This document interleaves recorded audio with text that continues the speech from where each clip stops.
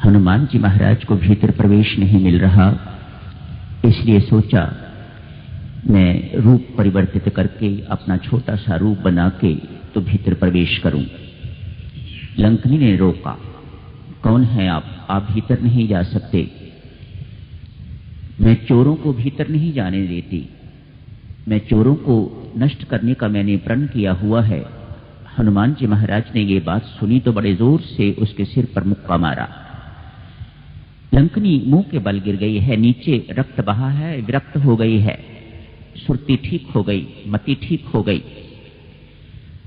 हनुमान जी की सत्संगति में न जाने कितनों को लाभ हुआ होगा, पर दो व्यक्ति विशेष हैं जिन्हें विशेष लाभ हुआ है।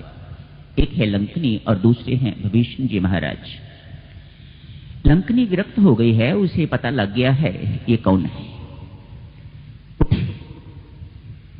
कहा आपकी सत्संगति से मेरी भ्रांति जो थी वह दूर हो गई। मुझे ब्रह्मा जी ने कहा था एक वानर आएगा, आके जब तुझे मुक्का मारेगा, खून बहेगा तो तू विरक्त हो जाएगी, तब समझ लेना अब लंका का सर्वनाश होने वाला है। महाराज मैं समझ गई, लंका के राजा रावण नहीं, लंका के राजा राम ही है। क्या सत्संगति ये मुक्केबाजी ही है? लगता तो ऐसा ही है। क्यों मुक्का मारा हनुमान जी महाराज ने इसको? ये कहती तो है कि मैं चोरों को नाश करने के लिए यहां खड़ी हूं, लेकिन सबसे बड़ा चोर तो भीतर है, उसका अभी तक क्यों नाश नहीं किया? इसलिए हनुमान जी महाराज को यह बात गलत लगी, इसलिए उसे मुक्का मार दिया। बड़े जोर से मुक्का मारा, वह मुंह के बल गिरी। तो क्या ये सत्संगति मुक्केबाजी है? आप थोड़ा एनालाइज करके देखें तो सत्संग में मुक्केबाजी तो होती ही है। इतने दिनों से आप अनेक प्रकार की बातें सुन रहे हैं।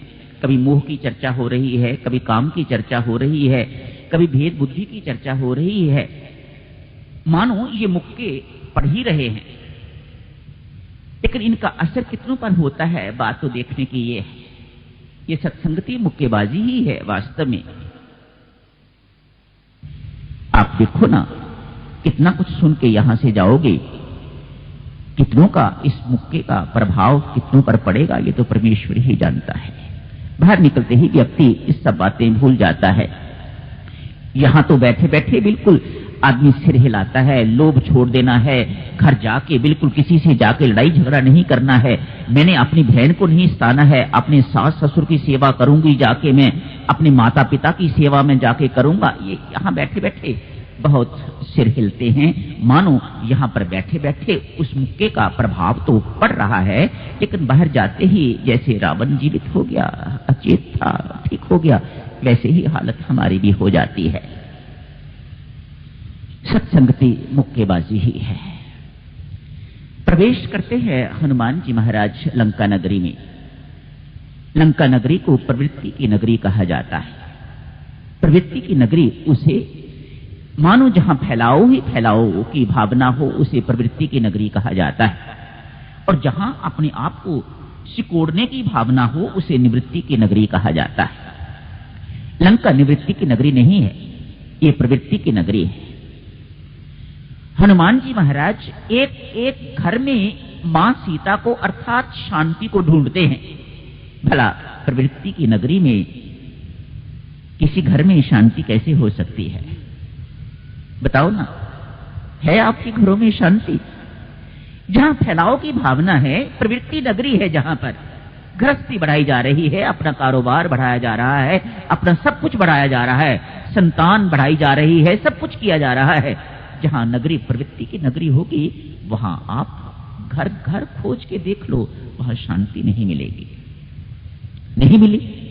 हनुमान जी महाराज ने प्रवृत्ति नगरी का एक एक घर छान डाला, लेकिन मां सीता वहां नहीं मिली। मां सीता अर्थात शांति वहां कैसे हो सकती है? तो कहीं दूर बैठी हुई है नगरी के बाहर, अशोक वाटिका में शांति वहां बैठी है तो वहीं ये चुराई हुई है, छीनी हुई है, इसलिए शांति का प्रभाव भी प्रवृत्ति नगरी पर नहीं पड़ रहा।